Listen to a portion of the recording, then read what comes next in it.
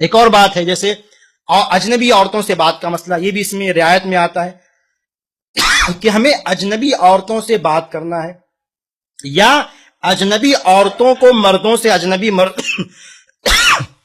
مردوں سے بات کرنا ہے تو کیسے بات کرنا ہے. دیکھیے اللہ تعالیٰ نے ارشاد فرمایا سورہ احزاب میں، یا نساء النبی، اے نبی کی بیویاں، لستن کاحد من النساء، تم عام عورتوں کی طرح نہیں ہو، ان اتقیتن، اگر تم اللہ کا تقوی اختیار کرتی ہو. یہاں اہم چیز ہے جو میں اگر خواتین ہیں تو میں ان سے کہنا چاہتا ہوں، یہ عام بلوہ ہو گیا ہے جسے ختم کرنے کی ضرورت ہے. کہ اللہ تعالیٰ نے کیا فرمایا؟ فلا تخضعن بالقول، تو نرمی سے بات مت کرو. عورتوں سے کیا کہا گیا کہ تم نرمی سے بات مت کرو، لوچدار آواز میں، لچکدار آواز میں، نسوانی آواز میں بات مت کرو. فَيَطْمَعَ الَّذِي فِي قَلْبِهِ مَرَضٌ، کہیں ایسا نہ ہو کہ جس کے دل میں خواہش کی بیماری ہو، شہوت کی بیماری ہو، وہ اس کے دل میں کوئی لالچ آ جائے. وَقُلْنَا قَوْلًا مَعْرُوفًا، اور اچھی اور بھلی بات کرو.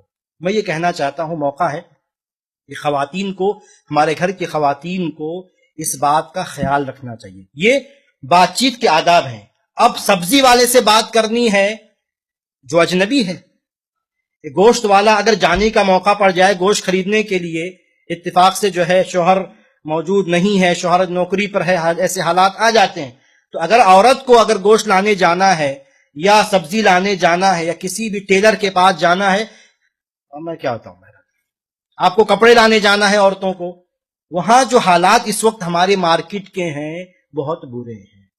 ہماری عورتیں جس طرح کی گفتگو کرتی ہیں، جس لوچدار آواز میں، لچکدار آواز میں، کبھی بلا وجہ، کبھی چند پیسے کم کروانے کے لیے، کوئی بھی وجہ ہو، کبھی بلا وجہ بھی بات کرتی ہے، کبھی چند پیسے کم کروانے کے لیے، ہر بہر صورت یہ جو ہے بہت بڑی برائی ہے، جسے ہم عورتوں کو خود بھی سمجھنا چاہیے اور شوہروں کو، اپنی جو ہے گھر کی عورتوں کو سمجھانا چاہیے کہ آپ جو ہیں وہ لچکدار بات مت، نارمل بات کریں، اور اتنی ہی بات کریں جتنی بات کی ضرورت ہے، اتنی ہی بات کریں جتنی بات کی ان کو ضرورت ہے. کہ یہ کپڑا لینا ہے کتنے میں، اتنی بات کریں بلا وجہ کی. بہت سارا آپ نے دیکھا ہوگا کہ لوگوں کی بھی عادت ہوتی ہے وہی فَيَطْمَعَ الَّذِي فِي قَلْبِهِ مَرَضٌ، کہ ایسے لوگ ہوتے ہیں دکاندار جو وہ ایک بولے گی تو وہ جواب 4 دے گا، گفتگو کو جان بوجھ کر وہ بڑھاتا ہے. تمام باتیں ہوتی ہیں. اللہ تعالیٰ جو ہے سے دعا کرنا چاہیے کہ تمام باتوں سے، برائیوں سے اللہ تعالیٰ ہمیں محفوظ رکھے. لیکن ہمیں ایک اصول دیا گیا، عورتوں کو بات کرنے کا ایک اصول دیا گیا، ایک طریقہ، ایک ادب دیا گیا ہے کہ اگر اجنبی مردوں سے بات کریں تو لچکدار آواز میں بات نہ کریں، اور اتنی ہی بات کریں جتنی ان کو ضرورت ہے، اتنی بات کریں.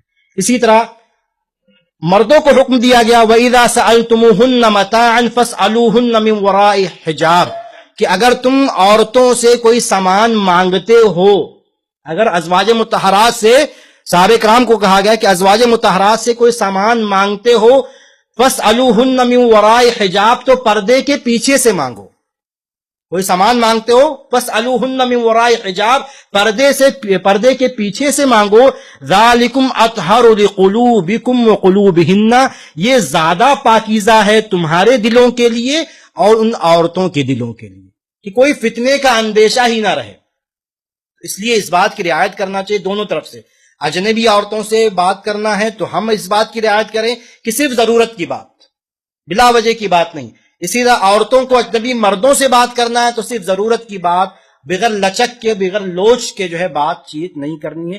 یہ بھی گفتگو کا طریقہ ہے تاکہ اس کے ذریعے جو ہے وہ فتنے کا دروازہ سد باب ہو، فتنے کا دروازہ بند ہو. کیونکہ ہم جانتے ہیں کہ یہ مسئلہ ایسا ہے کہ اس میں فتنے کا دروازہ بات چیت سے ہی کھلتا ہے. جو فتنے کا دروازہ ہے اس کی ابتدا جو ہوتی ہے وہ انسان کی گفتگو سے، انسان کی بات چیت سے ہوتی ہے. ایک ٹیلی فون آتا ہے، بات چیت شروع ہوتی ہے. اس طرح کے قصے میں بیان نہیں کرنا چاہتا، لیکن اس طرح کے واقعات پیش آ چکے ہیں کہ ایک مرتبہ کال آتی ہے، اس کے بعد جو ہے فتنے کا دروازہ کھل جاتا ہے. تو ہمیں بچنا ہے اس سے بس.